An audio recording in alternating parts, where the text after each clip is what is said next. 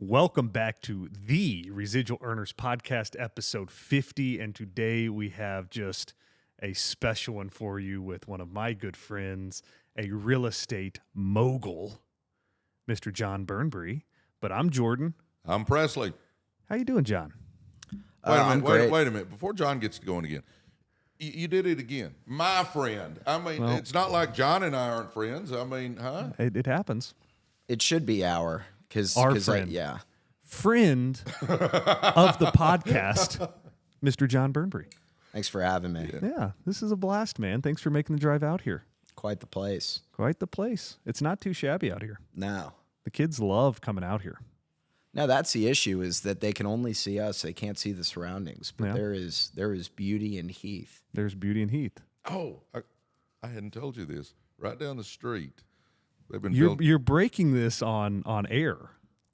Well, that's true. That's I all guess, right. but nobody knows where you live. So Nobody knows where I live. But anyway, they put this massive fence up in front of this beautiful estate, and because everything going this way is 5 to 15 acres. Like it's all big properties. yeah, and big fence, and it looks like this massive guardhouse, and I'm going, are they turning this into a subdivision or what? I thought maybe they were taking, because it's about a 15-acre place, and I thought they're turning it into a subdivision or something. Yesterday, I found out that Shaquille O'Neal's moving in Oh, wow. just about a quarter mile down the road. Presley's neighbor. So everything's getting bigger in Heath. I'm Everything's gonna be literally, Yeah. literally. I'm gonna take him a cake and welcome him to the neighborhood. What do you think? Shaq knows cake. I mean, yeah. Presley's getting him on the podcast. That's his one goal. It's funny. Yesterday, a buddy of mine was telling me what was going on, and the first thing that crossed my mind, I thought, "There's got to be some way we can get him on the podcast." Shaq's an Atlanta guy. I mean, we probably have some common connections. Need to make it. We're gonna have to get a more supportive couch, though. Yeah. I think we'll fall through that one. The IKEA couch isn't going to work. Yeah, you guys may need to step up the accommodations. You can put him on that big shiatsu chair and, Yeah, and loosen him up before the show let him and sit get him there in the and right frame of mind. get a massage. Yeah. Man, we're glad you're here, John. Thank you. Thank you. Man. So tell us a little bit about your upbringing. Kind of give us a little background on you. So I grew up in Atlanta, Georgia. I grew up in a great household to two parents that loved us and gave us every opportunity to do well in life. My grandfather was a Holocaust survivor. That made a big impression on my life in terms of perspective and understanding things that were within our bubble in the community and the city and the state and the country, but also outside that bubble and around us. I went to Jewish day school up until 6th grade and was in a very small bubble in that regard. And then after that, I went to public school. And that was when my life really started and opened up. And Was that an eye opener? well, I fell in love with people.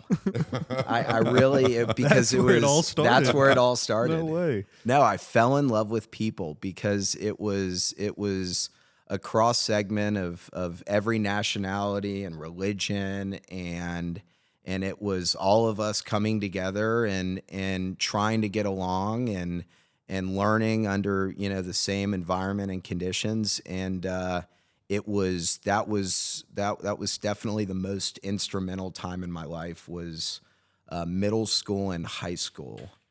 And this is in Atlanta. This is in Atlanta. Okay. My dad was in the real estate business. He was a broker. He represented national retailers and helped them with their expansion throughout Atlanta and the Southeast. It was really new back then. Brokerage was new. They at that point they had just done tenant rep. There wasn't really landlord rep where you represented the owners of the property as well. You represented the tenants, and they were really important because at that point, national retailers started expanding and they started doing rollouts, and they weren't just local retailers in Heath, Texas, or in Dallas or wherever you were. The retailers started having regional and national presences, and in order to do so, it was helpful to have representation, and that's what my dad did. At that point, he covered the Southeast, so we traveled a lot. There wasn't Google. So in order to get things done, it bled into the weekends. And on those weekends, we used to drive. My dad used to call it scooter pooping. And we'd all get in the car because he'd have to go drive these shopping centers, and he'd have to go create these maps because you couldn't just go to Google Map. You had to create a map for, whatever retailer it was at the time that was, looking to grow in Atlanta or Birmingham or wherever. And he took us around, and we'd get scratch-off lottery tickets, and then we'd go drive a shopping center.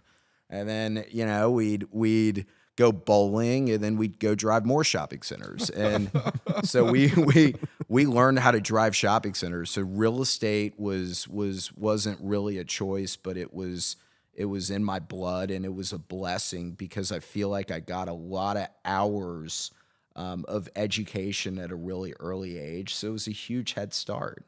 So you come by real estate naturally. Naturally. Okay, so let's go back, though, here. We're in high school. We've fallen in love with just people. Okay, and then we end up going to college. Where'd you go to college, Jon? So I ended up going to the University of Texas. My mom is from Houston, and I had some University of Texas connections, and I fell in love with the idea of going to find a hot Texas girl to marry. And I fell in love with the University of Texas. Austin was beautiful, and It's a good place to achieve that goal. It's a good place to achieve that goal, and fortunately, I was fortunate enough to do so. Met with success. Yeah. Accomplished your goal. Accomplished my goal with old Jenny. Yeah. So I like to say I put myself in a path to succeed, and University of Texas was a good time to do it and a good place to do it. So no, that was definitely a good call going there. Sorry about the football games of last weekend, but well, here's the good news: I grew up a dog, so that so I won. It's a win. Way. It's a win-win. So you couldn't lose that game. I could not lose in that situation, so my risk was extremely mitigated. That's fantastic. Okay, so we've gone to college. We're going back to Atlanta after college. Back to Atlanta. So I graduated college in 2008. And I'm not sure if it was the most bank failures or it was of the most in 2008, Atlanta got hit really hard. And I had an opportunity to go work for a company called the Shopping Center Group, which is where my dad also is, and to work with two studs. And it was under their tutelage where I learned the brokerage business. And that was another pivotal point in my life because they beat me to not use cuss words because I'm gonna keep this clean. Family show here, Jon. They beat the bleep out of me in terms of really teaching some really good lessons that I still think about to this day, and it was really an awakening in terms of saying, all right, you might have learned things, you might have been around things, but you're starting from scratch, and you need to act like it. And one of the best lessons, a guy by the name of Jeff Kirker taught me, he said, Jon, if you're not sure of the subject matter, use the words I think, because if you say something and you're using absolutes, your credibility is going to go down the drain because you're going to claim things that you know, and then someone who's going to say BS on you, and they're going to be right, and there goes your credibility. And that was a great lesson for me because I'm a passionate guy, and I tend to make absolutes, and I tend to say things that I don't necessarily think about before saying, But that made a lot of sense. So if you have a feeling, say I think, and if you don't know something, then it's okay to not know something, and it's okay to be an idiot. And I learned that at an early age in my career, and that if you don't know what you're talking about, shut up and listen. And people would rather you shut up and listen than fake it. We learn growing up, we hear people say fake it till you make it. I learned recently that a con artist came up with that quote. So we always say fake it because at the end of the day, I don't know about you guys, but I hate when people fake it. When you fake acting like you know what you're talking about, it's the worst thing. It's great when people say, I don't know the answer to this, but let's go find the answer, because we live in such a connected world that, I don't fake things. I don't fake contracts. I use an attorney. I don't fake getting healthy. I go to the doctor. I don't fake, advice on accounting. I talk to my accountant, and that's those lessons I got really early on, and that helped me a lot. That's one thing I've learned through our business deal together is you are by the book, and you go to the sources. Each department, they got their jobs, and we're going to go through them, and they'll get back to us. And you don't do anything outside your realm of expertise. You have the professionals around you that'll handle that stuff, and you stick to your lane of what you know. Yeah, I don't want to make mistakes, because mistakes cause stress, and I got to fix it. Because if I feel like if we do it right, we can do it, and then we can go play golf, and things get handled. So I appreciate you saying that. This is a little off kilter, and I've never asked you this before. Do you have stress? Yeah, absolutely. Because I would say out of everybody I know, you show signs of the littlest stress of anybody I know. Absolutely. It's like the duck with the legs swimming, and you see him. No, absolutely. He's calm on top, but just firing underneath. Yes, absolutely. And if you ask my wife, she'll tell you that it's the total opposite. And I try and put myself in a path to succeed. I try and do things that I enjoy doing. I try and be around people I enjoy being around. I've started to notice that when I'm not around people that put me in a happy mindset, that I get unhappy. And that when I hang out with people that are stressed, I get stressed. So there's this thing called the law of attraction, John. Yeah. And if you're around positive people, they're pulling in positive vibes. And if you're around negative people, they're pulling in negative vibes. And I'm like you. If I'm around a negative person, my theory is, you're negative, my legs still work, I'm out of here. The other thing is the manifestation of that happiness. You got it. Like a lot of people, they think you take the pill and you're happy. You got to also want to be happy. You got to say to yourself, I'm going to be happy. I'm going to be in a good mood today. You got to tell yourself, I've got a great wife and I've got great kids and my life is great. So why should I be stressed? Yeah.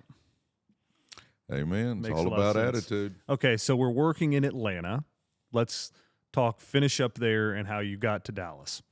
So I started at a time when retailers weren't expanding, which was bad for business.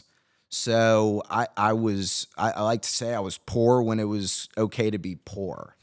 You're 22 years old and it's okay to be poor at that point. That's the grind time. That's what I see it as grad school for the idiots that can't get into grad school. Is that period between 22 and 26, and that's where you really learn the lessons of not being sure and shutting up when you don't know what you're talking about and getting advice so you don't make mistakes. And I really used that time when, things were getting better in the market to have the tools so that as things got better, I was ready to grow and I was ready to grow the pie on my team. I learned early on that I was part of a team and I was commission only. And every time that I wanted more and I wanted a bigger, share of the pie between the three of us, I had to go in and negotiate with my two partners. And that was a unique situation because they started out 50-50 and whatever my situation was, theirs would stay the same. So I started out at 10% and theirs was 40 and 40. No, I'm sorry, the math 45 and 45. I was never a math guy. That's why I use a calculator. That, yeah. No, I use a calculator. So anyways, I started out at 10% because I think the company paid me $20,000 my first year. And then after that first year, they let me into the team. and we pooled all our money together, and we each, were the lead on an account. And at that point, I wasn't the lead, I was the grunt. And as the grunt, I realized early on that the only way that I would make more was that if I made my partners richer. So the idea was that if I could make the pie bigger and I went to them for a bigger slice, that I'd have an easier time versus if I were like, hey guys, I show up at 8 o'clock and I'm there till 7 and I grind and I really deserve money. And I realized the thing of leverage.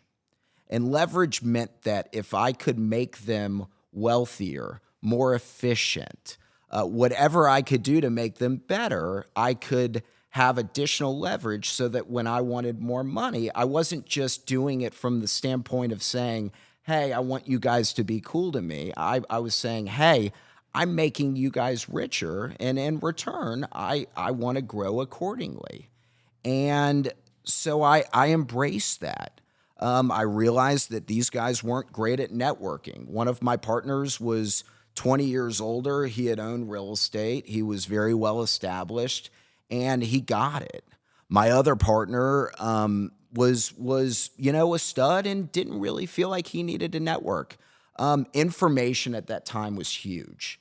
Every retailer wanted sales volumes and rents, and that was massive. And the only way to do that was to cultivate relationships with the other side, with the other brokers. So I went to all the networking events. I was calling all these brokers. I was compiling all the lists of sales. I was doing all of the things that my partners didn't want to do so that they were able to focus on the things that they did want to do, which was also growing the pie. So that when the time came every year to renegotiate, and I went up against these two studs, my percentage went up every year. And we had a really good run from 2008 on. We represented some of the best-in-class retailers, from Chase Bank to Chipotle to Bed Bath & Beyond when they were the studs, to Dick's Sporting Goods, to PetSmart, to Panda Express. I mean, you name it, we repped them. We were the dream team, if you will. And then my wife came to me after about 8 years. I'd just become a partner in the company, and she missed home. She's from Dallas. She grew up in Dallas, and just couldn't imagine not being in Dallas raising kids. And that was another fork in the road. I've heard a similar story, John. Yeah. You've lived a similar story. I've lived a similar story to the. So I want to raise kids from where I'm from. Yeah. No, definitely. It's a real thing, and I had to learn early on also, happy wife, happy life. No. Because that was another important lesson. All right, cover that transition. Mama comes and says, we're moving. So how did it go from there? So it's like anything, it was at first it was a big slap in the face, and it was, hey, this is real, because it was. See, he did experience stress. Highly stressed. Oh, absolutely. No, the emotional elements of a move of that type were huge, because, look, to my family, we weren't in a neutral spot. We were in Atlanta, where my whole family is, and we were moving to Dallas, where her whole family is. No. And so from that standpoint, it was definitely something to grapple with. I had worked at the same company as my dad my whole career. Now, granted, we had never worked alongside each other, but I think he probably saw a path of me staying there long term and maybe eventually taking over, and that was, no longer on the table. And it was a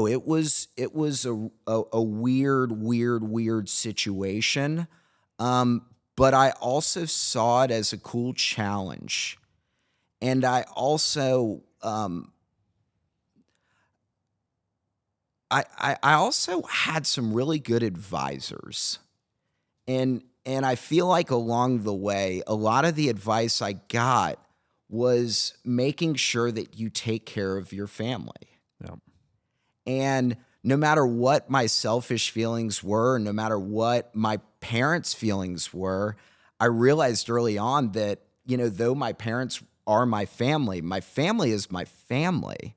And at that point, that's my wife and my son, and that's number one. Yeah. And I really took that to heart. So at that point, once I realized that, all right, family's number one, now I've got to figure out, all right, how do we do this? And what does this look like? Because we had grown accustomed to a great lifestyle. We were poor in '08, but 8 years later, we were good at what, I was good at what I was doing. I'd grown in my profession. Like I said, I became a partner in the company. And I, I thought that I was on a path that, I was a local market expert in Georgia. And I'm moving to Dallas, so everything was being a local. I knew every intersection in Atlanta, and I knew every intersection in Savannah. I didn't know, we before this podcast, we were just talking about North Richland Hills, and I've lived here now as long as I lived in Atlanta, and I don't know Dallas anywhere. I mean, I don't even know the area around me. I Waze everywhere. So it's weird how things changed, because there wasn't an intersection or a shopping center I didn't know every retailer in that shopping center.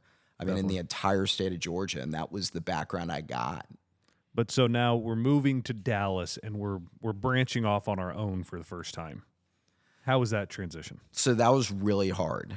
And fortunately, I had really good partners, because when I went to them, I was also, that was a big burden on them, because, it was a third partner, and we had a lot of accounts, and we pulled it all together, and we all sort of worked together well, and we bridged each other's gaps in terms of inefficiencies.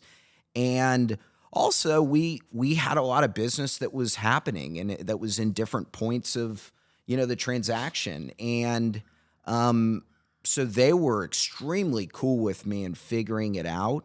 And the way that the brokerage structure works, you're paid first halves and second halves. So at the beginning of that pipeline type business, it's hard. But at the end of it, you benefit from getting paid on things that you did previously. So I realized that I had about 15 or 16 months of really good income coming in to be able to branch off and take a risk. I realized that if I was moving to Dallas, I was no longer a market expert in Dallas, and I couldn't afford to start from scratch as a broker in a new market, and it just wasn't my path. So I decided to go after deals. I decided to try and figure out if I could be the principal on things and generate enough income so that I didn't have to be a broker anymore, and sort of have a different path. At first, I knew real estate. I knew the way tenants operated, but I didn't have any money. So that was a problem.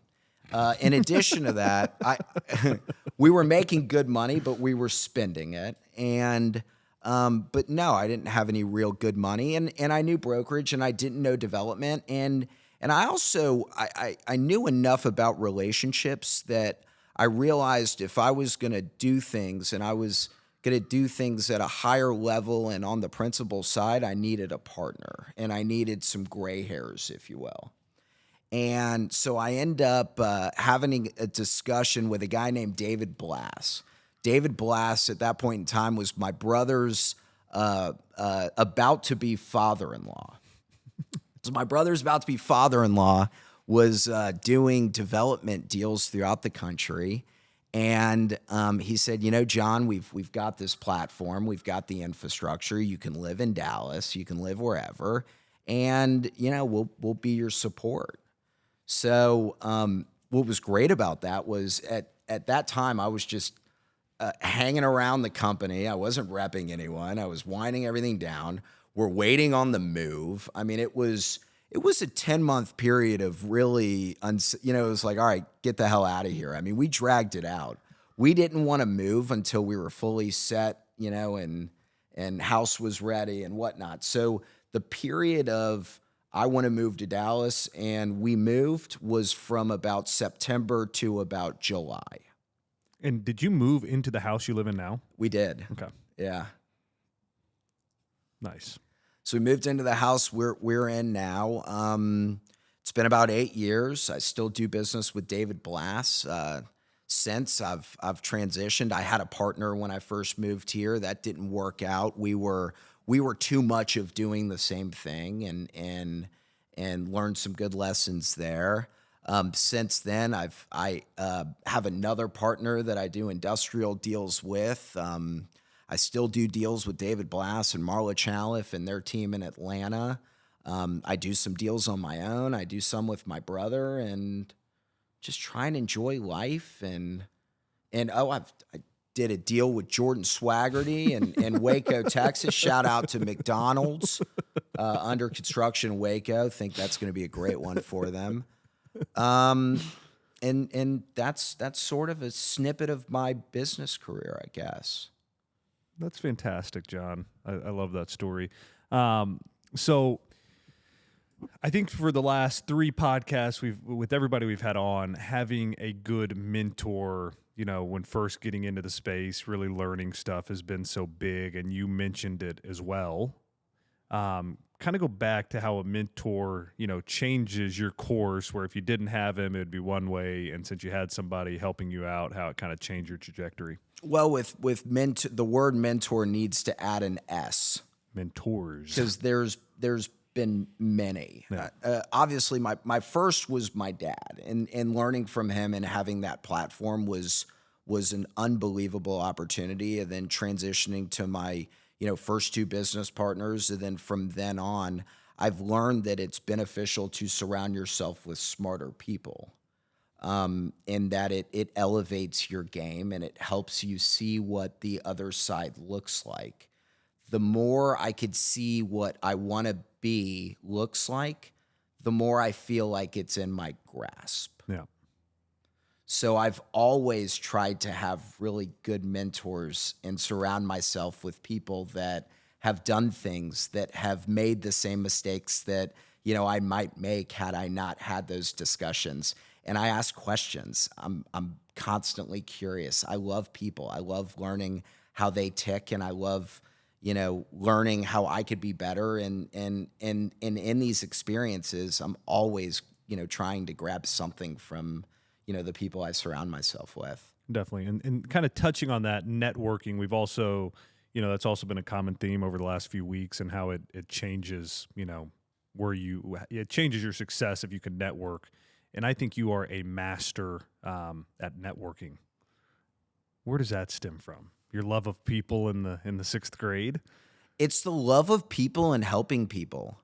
I feel like the burden on everyone is to help people around you. Yeah. And I sort of grew up with that mindset, and I grew up in a type of household where it was help out your neighbor, whether it benefits you or not. And that's networking 101, is how can we help each other? Yeah. Because when we help each other, we do so much. Yeah. It's like charity work. If you write a check, it's great. If you grab all your friends together and everyone writes a check, it's amazing what you can do. When you come together, you do more. There's got to be some math behind that. I'm not a math guy, but there's got to be an equation that the more minds you can get together, the more you could get done. The more people that govern in a silo, you're limiting yourself. If you're not networking and you're not seeing other perspectives, you're limiting yourself. Data is so important, and you can't get data without perspective. No. And this is not I'm not trying to give you a big pat on the back here, but tell people, when you talk about helping people, the blankets and socks deal you did last year. So we partner with Urban Specialists, which is a wonderful organization in South Dallas, and do all kinds of initiatives.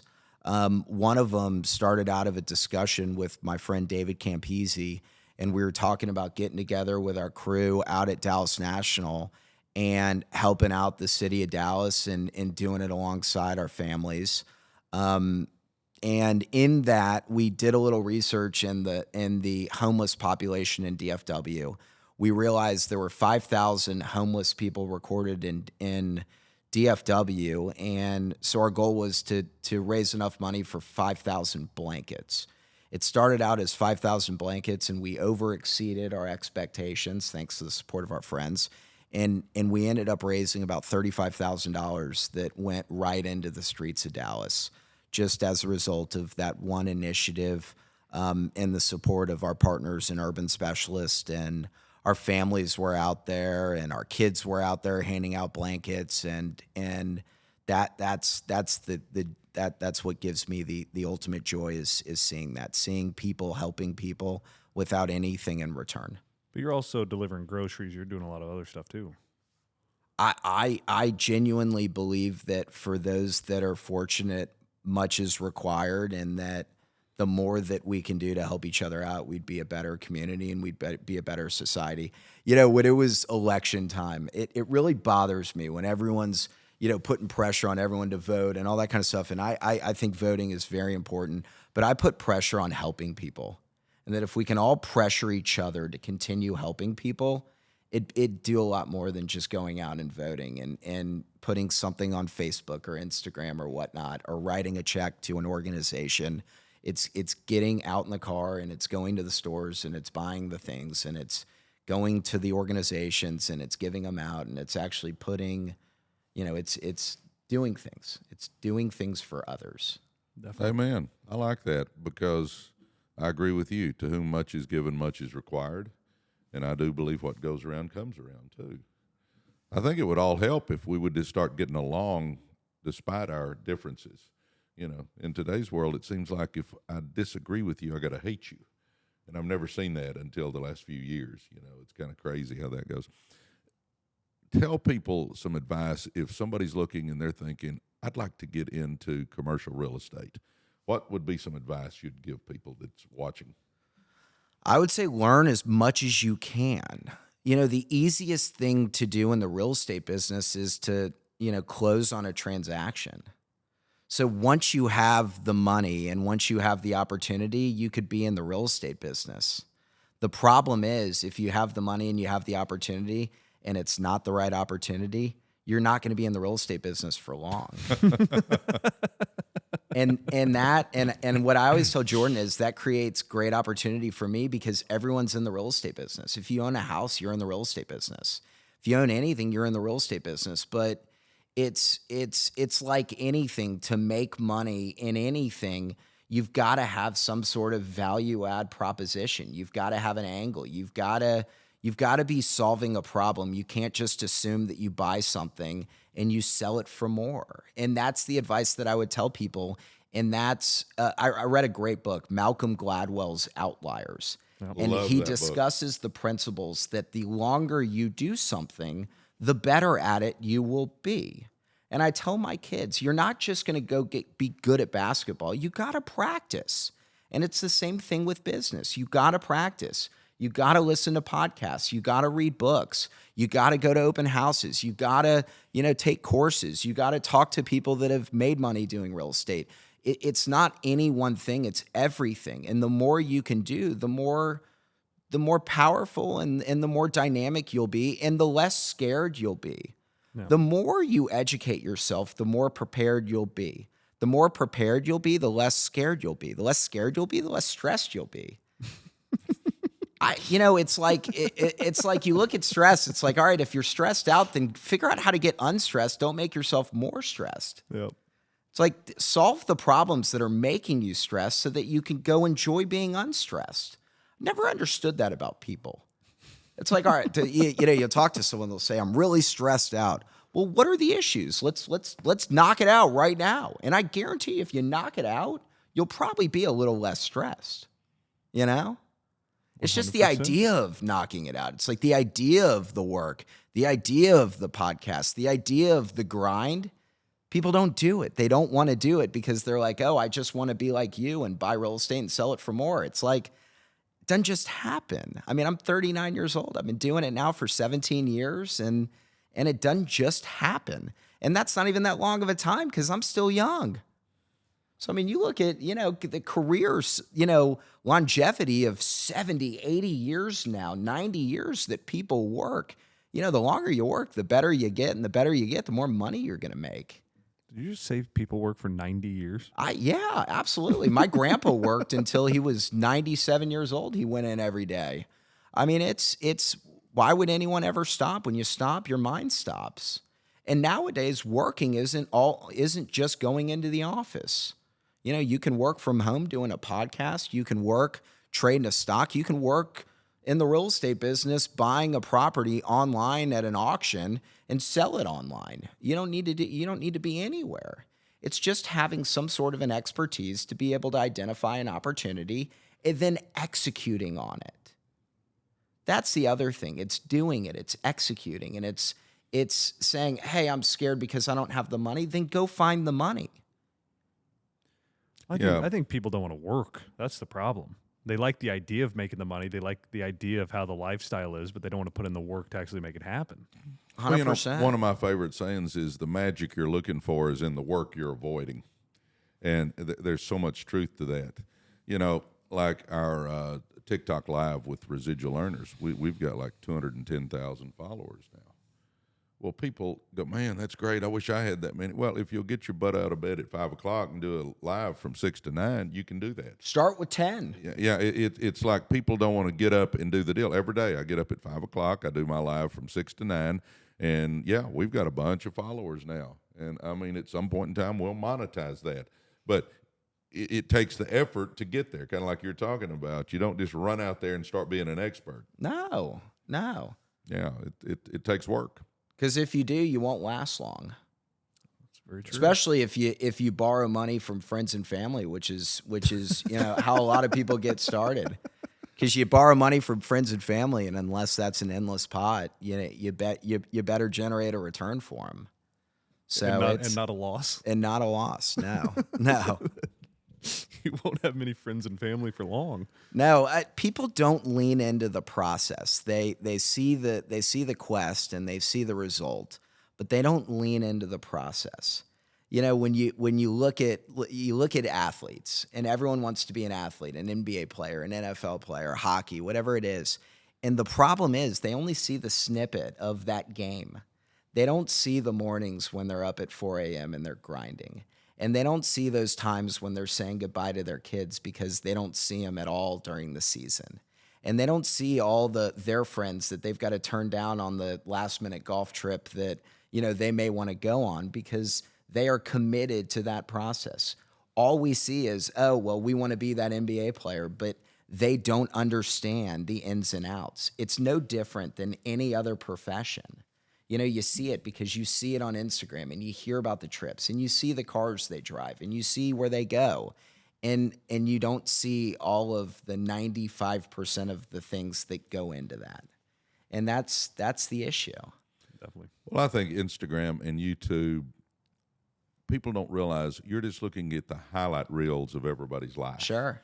It's the cruise they're getting on the ship. It's the nice hotel they're staying at. It's the meal that's perfect. It's when we're all dressed up going out on the town and everybody else is thinking, oh, my life sucks. Everybody else has got all this perfectness in their life. Everything's perfectness. Is that a word? Anyway, they think everybody else's life is perfect, They don't realize, no, everybody's got issues. I don't care who you are. You got an issue. It's not all perfect. And, when I get up and talk a lot of times, I'll tell people all the time, I'll say, we'll be talking to a big group, and I'll say, everybody in here's got some dirty laundry.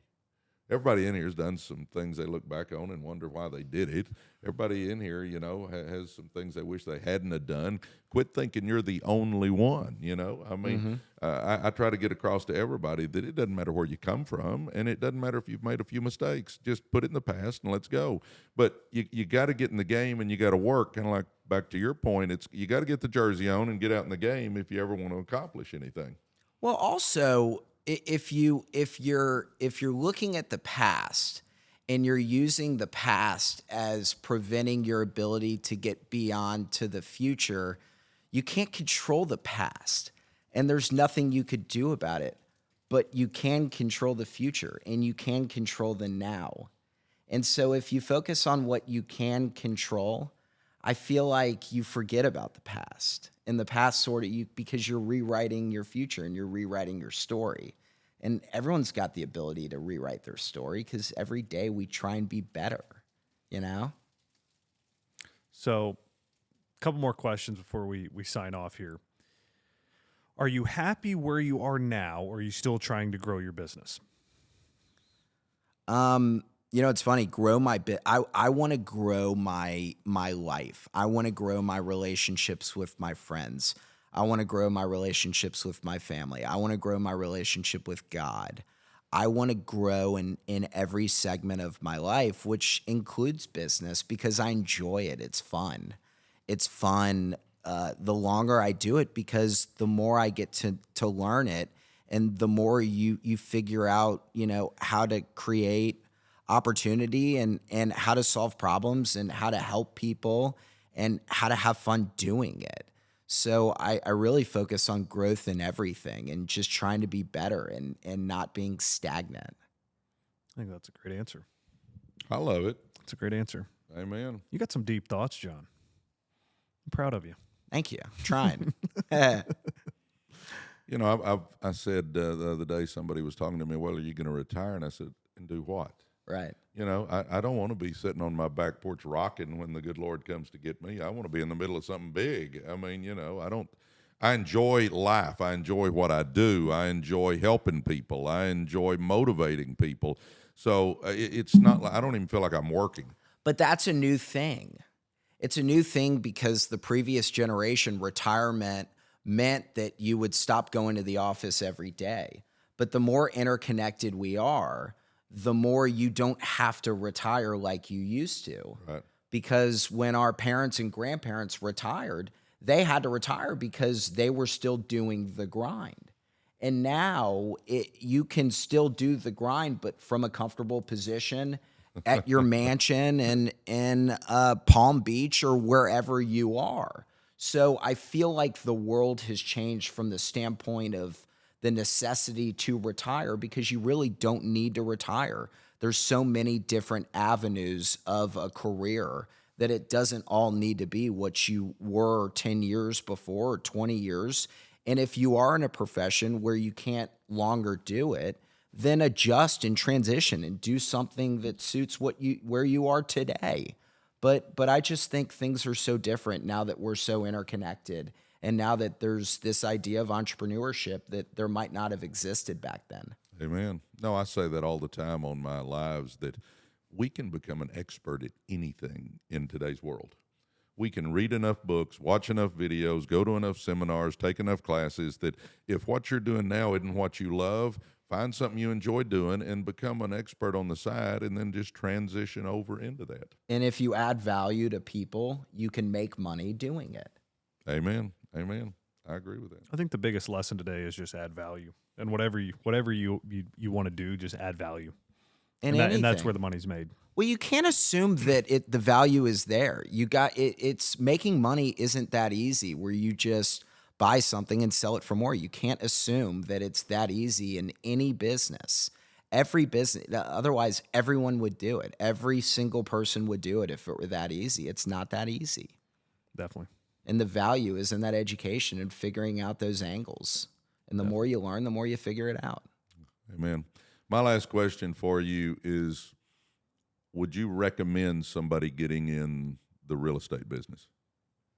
100%. I would recommend anyone getting into anything where you've got no ceiling and where, your opportunities are endless. Because I think that America is built in a way that there's just endless opportunity in it, and that it whether it works or it doesn't, there's so many parallels that you can find yourself going into just by, stepping your foot in that industry. That there's so many different things, that there's brokerage, and there's being on the principal side, and there's property management, and there's facilities management, and there's the landscaping elements and construction, and there's the financing, and there's so many different angles and pivots, depending on where, your life takes you. That absolutely. I thought that's what he would say. 100%. Yeah. Well, Jon, I like the competition. Yeah. Bring it on. Yeah, I welcome it. Well, dude, I can't thank you enough for coming and jumping on today. Thanks for having me. It's been a blast. This was great. Jon is a dear friend of mine, golfing all the time, going to Scottsdale next week together. Excited about that. But thanks for jumping on. And as always, guys, leave a comment down below on topics you want to hear about. Obviously, we have a lot of people coming onto the podcast, so we can cover a lot of those topics. Hit that little bell so that you know when we do drop a podcast, as well as subscribe, guys. This was episode 50? Wow. 49, 50? 50. Maybe 50. It's episode 50. Yeah, so we've been doing this But almost number one in your heart. number one in our hearts. But we've been doing Jon this is here. because Jon is here. Yeah, because Jon is here. Yeah. So And by the way, remember next time Jon's on, our friend. our Yeah. friend of Yeah. the channel. Absolutely. Friend of the channel. So awesome. Well, Love you. love you too, and thank you all for tuning in.